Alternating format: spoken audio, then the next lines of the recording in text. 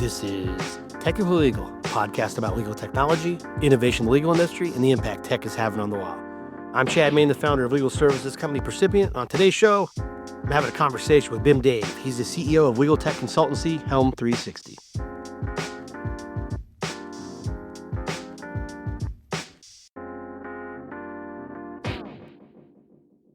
Today's show, I'm talking to Bim Dave. He's the CEO of Helm360, which is a consultancy focused on helping law firms optimize their technology investments. Bim talks about his experience in legal tech, which started with a technical support role at Elite, which was later acquired by Thomson Reuters, to now leading a company that's dedicated to improving law firm operations through strategic technology implementation. My discussion with Bim delves into the critical aspects of data migration, the benefits all law firms can derive from technology, especially smaller ones who are more nimble maybe to adopt technology. We also talk about the key factors for successfully implementing software. We also get Bim's perspectives on hyped versus underutilized technologies. And we can't close out a conversation nowadays without a conversation about AI and its impact on legal tech. Interestingly, I started out my career at a consulting practice prior to Thomson Reuters. So the kind of journey started as basically my first job out of university. I studied computer science at uni, left and joined a graduate program at a consulting firm where we kind of were focused on the electricity industry in the UK, actually. So, Oh, okay. Not legal. Nothing to do with legal. yeah, very different world. And actually, I kind of stumbled across Elite as it was back then. So this is prior to acquisition by Thomson and then the merger with Thomson Reuters. So I joined them when they were Elite, very small outfit based in London. And yeah, I joined as their first technical support guy. So literally joined as a tech support guy back in 2001. We were just kind of branching out in Europe at that time, starting to become market leader in Europe and other places in the world. So we were headquartered in Culver City, LA at that point in time. So they wanted to get boots on the ground in London to see how we could grow. So I was one of the first tech guys in the UK helping to kind of grow the business. So I started there. And then over the years, that transitioned into a larger entity, obviously with Thomson taking us over a few years later. And then that becoming the beast that is Thomson Reuters. And really, I spent my kind of career working up the ladder, starting in support, then leading the European support team, then moved over to the consulting side. So my last role there was Director of Global Technology Services. So we were kind of responsible for all of the migrations from some of our legacy platforms into their new cloud-based solutions and SaaS-based solutions. And I think I saw 16 years at Elite Thomson Reuters. Yeah, that's right. Yeah, 16 years. And then, so Elite, explain to me, I just didn't realize that. American, Culver City, you say, and then they want to do something in the UK, so they find you. Who were they serving? Was it just law firms? Was it not law firms? Was it just like professional services? Who was the target client? Yes, it was largely law firms, but really their target was anyone that needed a strong time and billing solution because that was where the strength of the product was at that point. So they really hit the mid-market quite hard and some of the larger law firms. So they became very quickly the market leader just because of the strength of the product. And they kind of went from a product that was actually like the first product that I supported was a character product. So it was 100% like green and black screens, Unix based solution. And that's how you interacted with the technology. And then over time, they evolved that to being, more 3-tier architecture and then moving it into a space of, true cloud solution as it stands today. But yeah, they kind of evolved the product pretty quickly. And my focus was really supporting those customers and then supporting the transition between old technology solution that would have been a traditional desktop client, fat client that you would use on your desktop, and then converting clients to a product that's more web-based.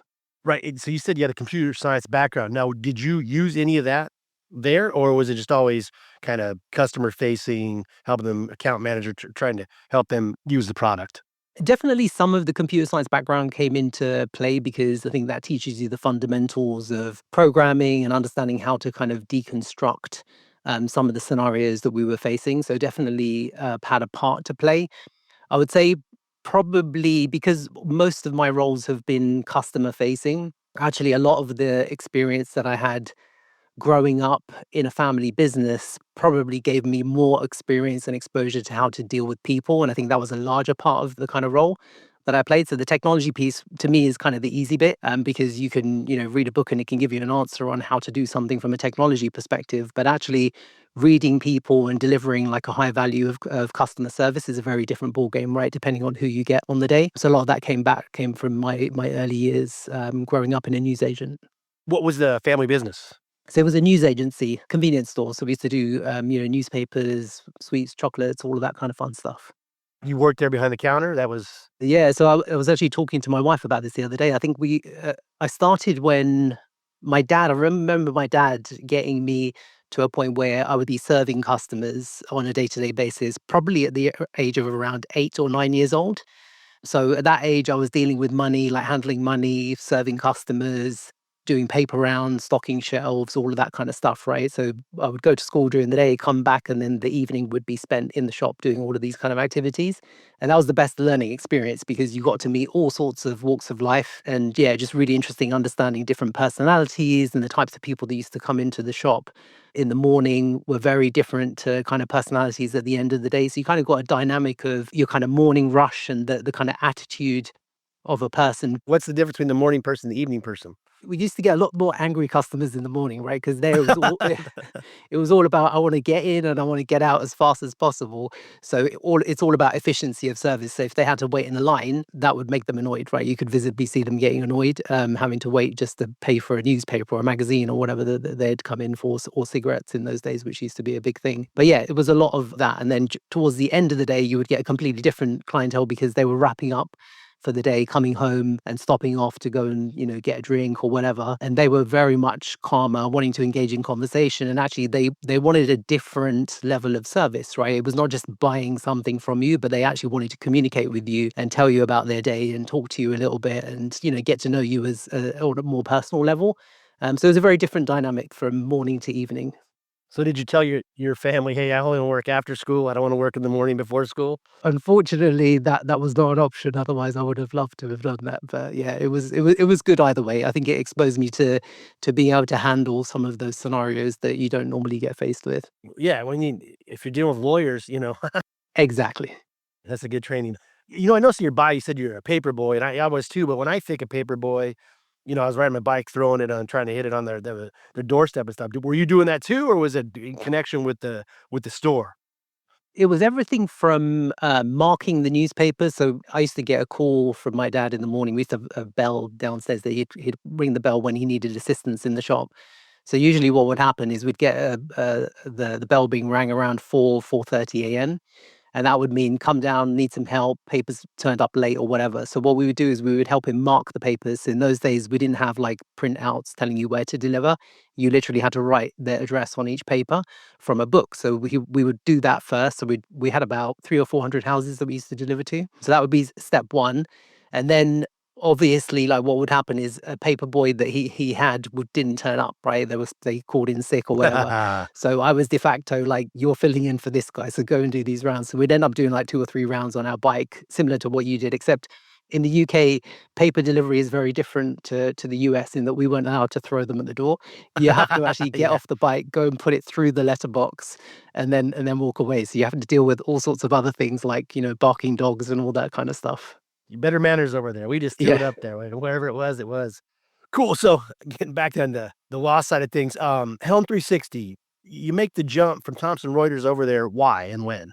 Yeah, so it was really the right time for me to kind of make a step, in my mind, closer to the customer again, right? So I think as with any kind of corporate role, you end up spending a lot of time thinking about things that can influence the way a customer interacts with you as a business, but actually like the element of hands-on kind of goes away a little bit because you've got big teams that you're managing that do that element for you. So I felt like I was kind of like a few steps away from the customer experience. So I wanted to move somewhere that was a little smaller where I could get back to, really interacting with customers and helping to solve problems, right? Because that's what I do best. So that was kind of what drove the decision to move. And then when I joined Helm 360, it was really about pivoting us as a business in terms of taking us from where we were, which was largely focused on some other industries, but not really like a very strong focus on legal, but really building a consultancy practice around the kind of business of law. And that's what we've been doing over the last few years, building out the kind of team to go and deliver really what are best of breed or what we consider to be best of breed technology solutions into law firms to help them evolve as a practice. Explain to us what you do exactly. What are the services you offer? If I'm a managing partner at a law firm and I meet you at the pub, tell me, I say, hey, what do you do? You say, hey, I'm Helm360, you're the CEO. We consult with law firms, and the next question is, what do you do? Like, what can you do for me at my law firm? Our role is really to come in and help customers get the best out of a technology investment, right? So we have a very clear focus on certain areas of how a law firm operates. So our strength comes from the finance system, so the financial management system, and how we help firms do migrations from legacy platforms into products like Elite 3E, for example.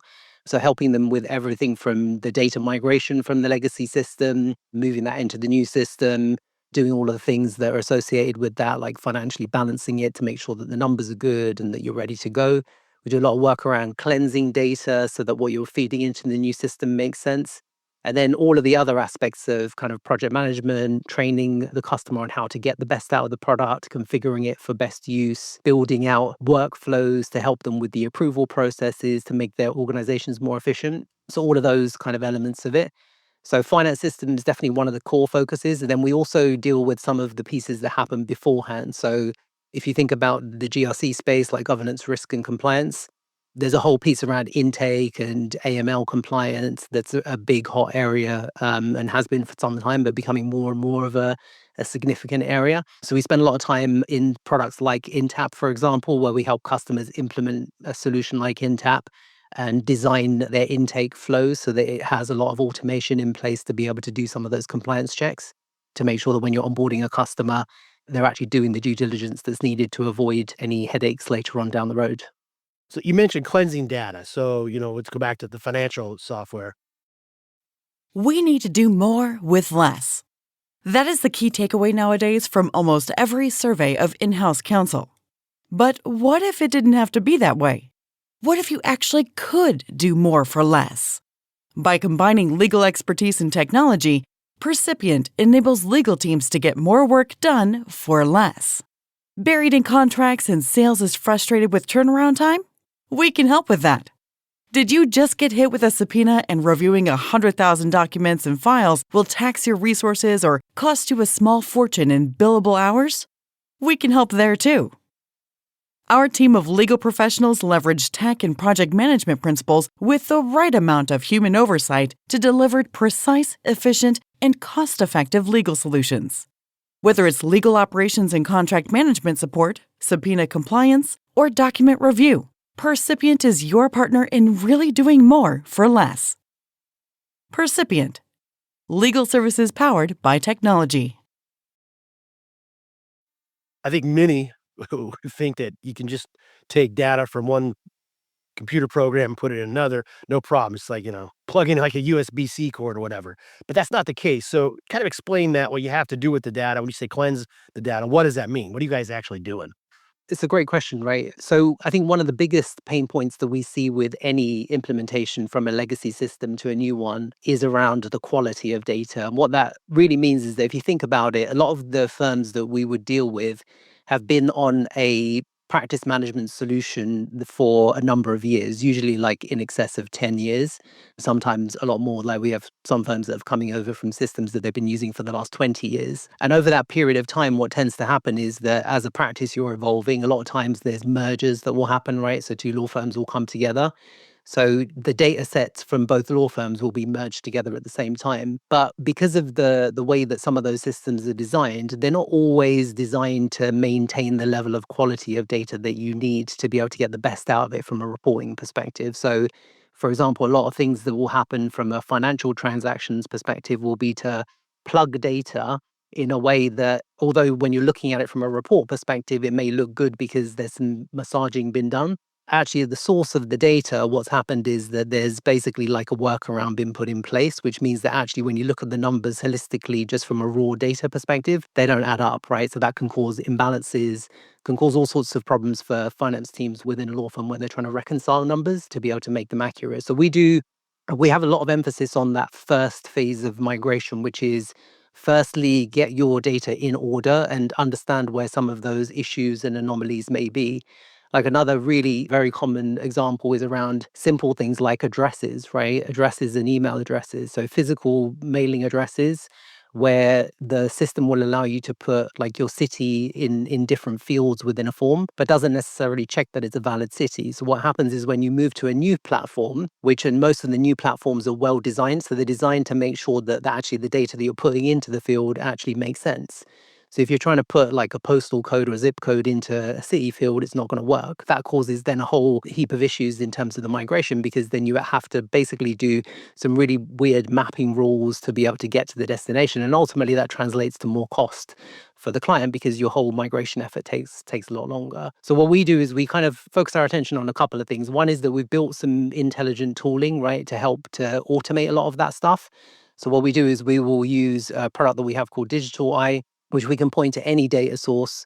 And what it does is a lot of automated profiling and basically documenting your database so that you understand where some of these anomalies may lie, right? So without having to write any code, we just literally point and click this solution to a legacy database, and it will give us a readout of what we're dealing with.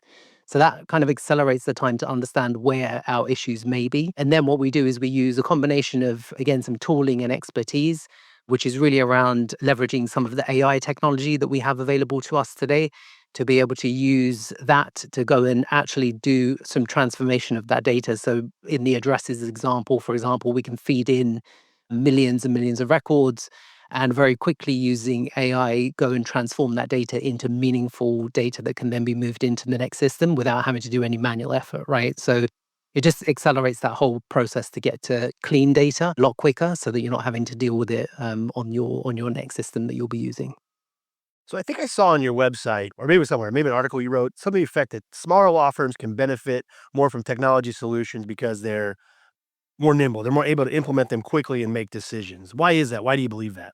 Part of it is the decision-making tree and their ability to leverage technology as an accelerator, right? So what I found working with a lot of the mid-market firms in particular is that our ability to get up and running is a lot faster, because ultimately, because they've got a smaller team that you're dealing with, there's not layers of complication in terms of approval chains that need to be involved just to make a decision as to what to do with the solution that's being put in. So the minute you kind of decrease the kind of chain of approvals, everything becomes a little more agile in terms of being able to move forward. So even things like in that space of data is just being like one example, just some of the decision making that a client would need to make, for example, in terms of how they want to handle some of those scenarios, because we can do a great job of detecting some of the anomalies, but then how we fix it may have a decision point, right, which the firm needs to make in order for us to then move forward. So in the scenario where you've got like transactional data that has plugs in it, maybe that data is, from 10 years ago, right? So does the firm really care about it? Do they really want it solved? Or can we assume that we're only going to balance up until a certain point, like the last 7 years, for example? So that's a decision that the firm needs to make. Now, when you're dealing with larger law firms, typically what ends up happening is there's a sequence of people that you need to involve in that decision.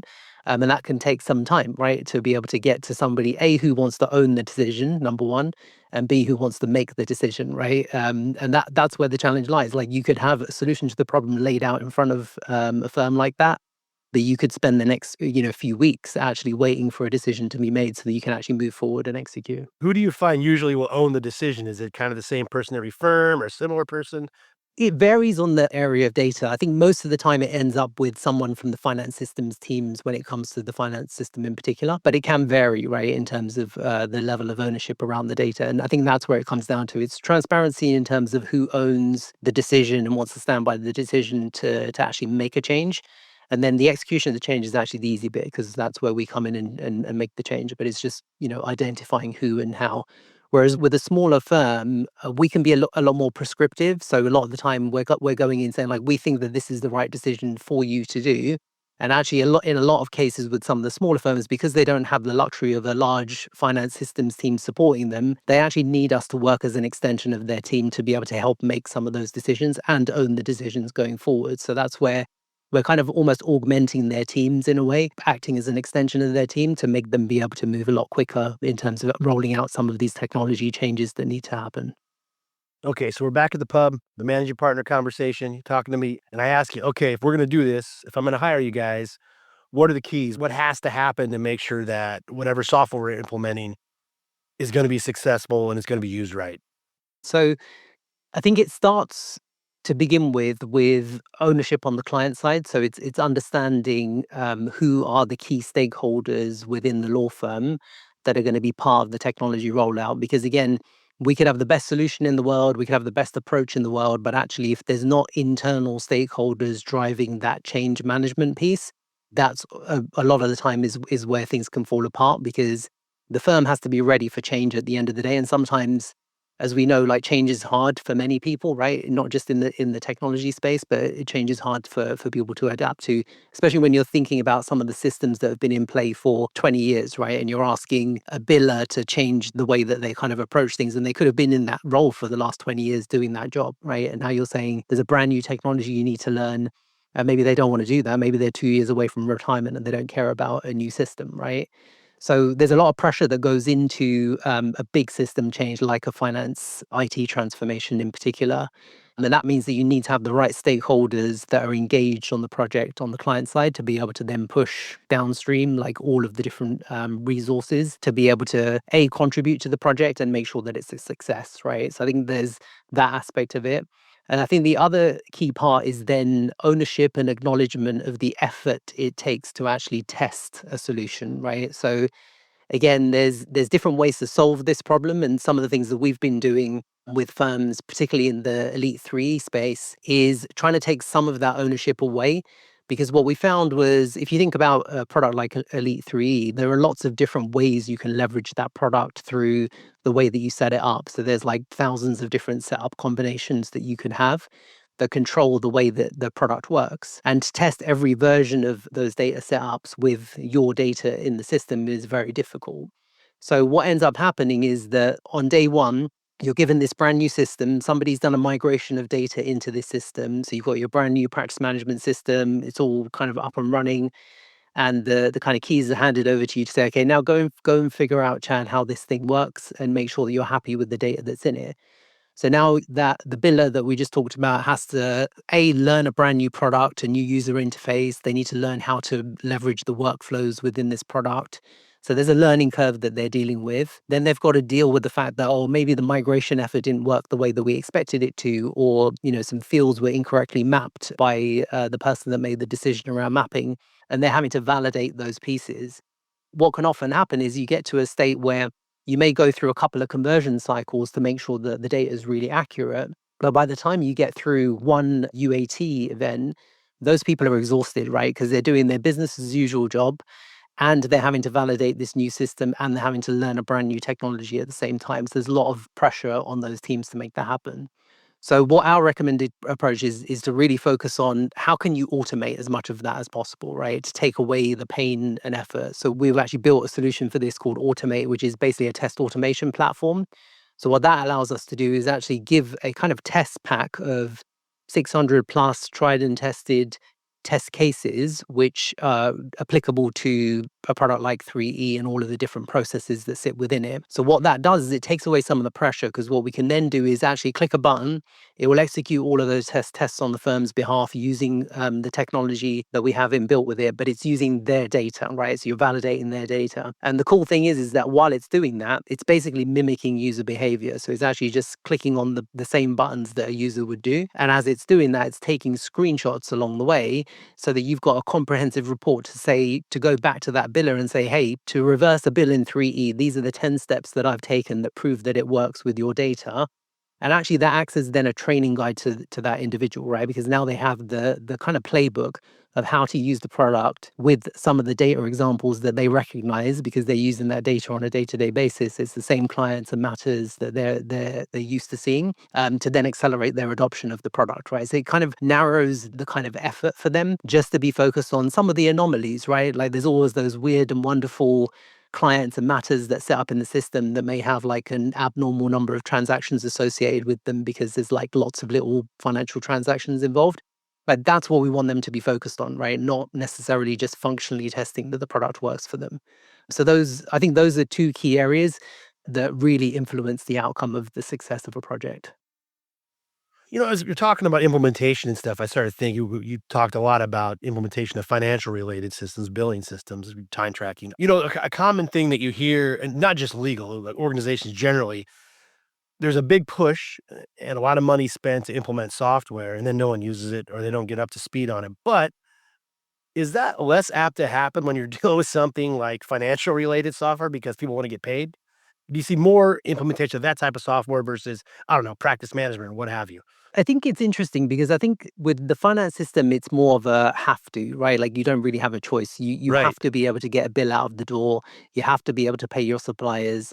And if that doesn't happen, then you can't function as a business. So there is a lot more pressure when it comes to that aspect of it to say like we can't operate without this core part of the system working. That doesn't necessarily mean that you can't have a poor experience in terms of the level of acceptance and an acknowledgement from the client side, right? Because again, a lot of it depends on priorities of the business and how much resources put into the project. So a lot of the challenges that we see are on the resources side of things because what's being asked of in terms of the technology change or transformation is often sold as a very simplistic, you're just moving from here to here, it's fine, it's going to be easy, right?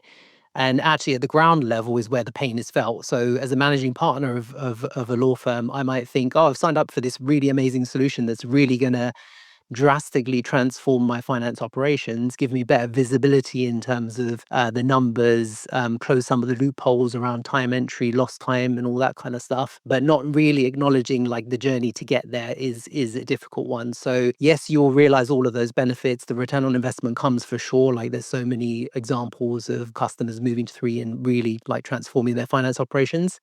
But there is that pain of implementation in the middle, right? And that's the bit that often gets underestimated as to how much is actually involved in that to make that just as good as it can be. Makes sense. Let's step back a little bit and take a more holistic view. Out there right now, what's the most overhyped technology and what's flying under the radar? What aren't people taking advantage of? It's interesting. I used to do a post on an annual basis, and I've actually stopped doing it just because I'm not sure how predictable the future is anymore. But one of the big ones was blockchain, right? Year on year, I was hearing about blockchain for legal was going to transform everything, and it took me a while to actually understand what blockchain actually is. And then after understanding it, realizing that actually, like even today, yes, it's probably made a little bit of an impact in the world of smart contracts and stuff like that. But actually, it was touted as the next massive thing in legal. And I don't think that it's really got to that destination. So I think that's probably one of the ones that's a little overhyped.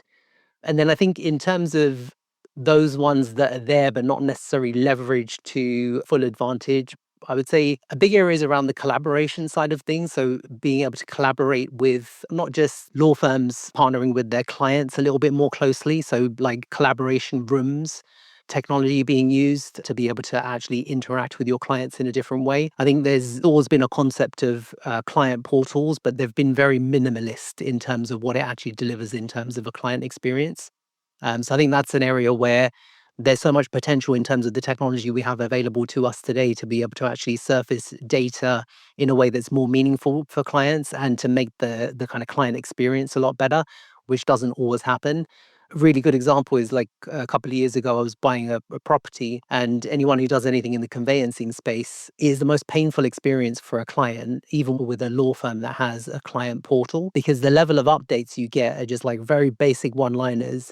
And you end up spending half of your life just calling the law firm's office to actually get an update. Whereas actually, that could be such a streamlined experience through having a much better client portal or a chat based approach to be able to answer some of the questions around what's happening on the case, because all the data is there in the case management system.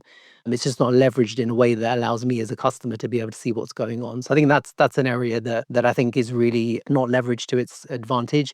And then just, I know we've just talked about test automation, but I think test automation is a big area. My brother, actually, my older brother works in the finance space, and we often exchange technology stories around where finance is versus the legal industry. And Where is it generally? What's your brother say? much further forward, I would say the rate at which they're able to kind of deliver technology change is so far superior than what we do in the legal space. And a lot of it is based on really thoughtful ways of being able to build platforms. Like, for example, he was involved in a lot of the big banking platforms, and they were able to kind of pinpoint rollout changes of software into a platform that hits like, millions of consumers overnight and literally down to the minute. So the whole one piece of code could be written, it would be tested through an automated pipeline through QA automation and some of the AI automation that happens at the end of it. and out to a system with like probably like sub-second downtime, right? Like that's the kind of world that they're dealing with. Whereas we're still talking to law firms that are they're struggling with a change on an annual basis, right? To do an upgrade of a product on an annual basis, largely because of some of these challenges around not automating some of the processes involved in it. Yeah, makes sense. So I want to go back. I'm a big blockchain guy, big blockchain believer. So I want to go back to that overhype part. Agreed, there was a hype cycle a while back, but is it that it's overhyped or it's just it's not there yet? Because I believe going back to your part about buying property, that's an area ripe for it. Like maybe because the technology is just not there that it can be used in a consumer or even a B2B type of environment. I think it will have its day.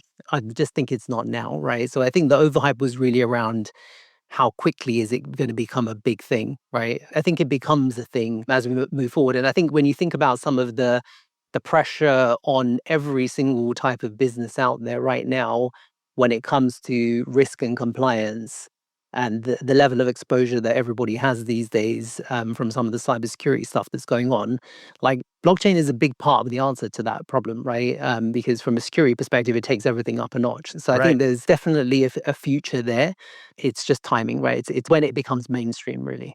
Well, yeah, and I think a lot of people compare it to how fast AI took off, right? I mean, AI is not perfect. I would argue it's a little overhyped, but compared to blockchain, other technologies, not just blockchain, but other technologies, I mean, the rate of advancement in public acceptance has been crazy compared to what's been in the past. Yeah, true. And you're right about AI. Like, I think it's interesting when we look at AI and we think about how fast things have progressed over the last year just because of the plethora of solutions that have hit the market, right? Leveraging the same technology. But actually, when it comes down to it, and actually one of the big challenges that law firms face today is just being able to get through a selection process to find out whether it's a viable product or whether it's more of a proof of concept, right? Using some of the Right. technology. And I think that's the big issue with AI. I think that will start to change over the next couple of years in that you get more production ready solutions versus what are truly like, kind of beta products out in the market. And then I think that then it starts to have a big impact. Yeah, I agree. All right. As we wind this down, since we're talking about the future, what's going to be different 5 years from now in a law firm? Like what's not happened today or starting to happen that'll be more prevalent 5 years down the road? I hate to say it, but I think it's AI, right? It's AI embedded into everything, right? So I think a lot of the stuff that is starting to happen at the moment is around automation of some of the kind of lower level tasks. And there is an element of some of the agentic AI coming into play where there's multiple AI agents kind of working together to be able to come up with answers to questions and come up with solutions. So I think that becomes the norm, right, over the next few years and becomes just part of what law firms do. And I think that has a knock on impact in terms of a couple of different areas. I think one is education of newer lawyers coming into the mix, because I think that's going to be a big area of concern, maybe, because a lot of the stuff that people take for granted, and this is not just lawyers, but any kind of graduate joining a company after getting their education, a lot of the experience that you get just from being near somebody with expertise allows you to grow a lot quicker, right? And a lot of that stuff is not prescribed training, it's more just seeing how they interact with the customer, just seeing how they interact with a particular case and how they handle some of the dynamics of the case, which a lot of that stuff goes away when it's kind of pushed into the realms of AI. So you almost need to kind of accelerate a lot quicker from education to actually practice to be able to really kind of evolve with the time. So I think that will be interesting to see how that goes. I think that will also put some pressure in terms of how things are priced. So I think the whole pricing model for how law firm services are presented to customers will have to change and evolve as a result of it. So I think there'll start to be I think there's already talk happening now in some kind of progressive firms thinking about how they price AI into the solution to their firms, where there's kind of almost like a fixed cost for just leveraging the technology. And then there's maybe a higher hourly rate to kind of cover the fact that you're going to probably sell less hours. So I think that whole kind of flexible pricing model is another area where that will kind of dictate some of the future. And I think, again, AI plays a part in how those pricing models come together because there's a whole bunch of history when we go back to kind of the story of like the data that sits within a law firm system.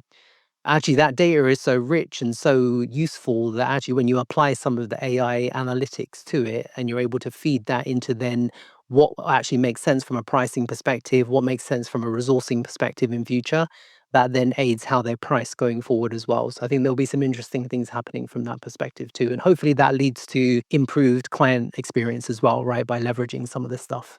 Yeah, we'll see. The pricing thing, I think that might actually be the straw that breaks the billable hours back, right? Because they finally are doing things quicker and with less, less time and they can't bill for it. So that'll be interesting. Bim, appreciate your time. If people want to get a hold of you, learn more about Helm360, where do you want to send them? Yeah, just come to the website, helm360.com, or you can find me on LinkedIn. You have a podcast too, correct? Yes, we do. Yeah. So I host The Legal Helm, where we talk about some of this stuff from an implementation perspective and some of the technology providers out there. So yeah, please feel free to have a listen to that as well. Wherever you get your pod, right? Find it wherever you get your Exactly. podcast. Yes. Yeah. All right. Thanks, Bim. Thanks, Jeff.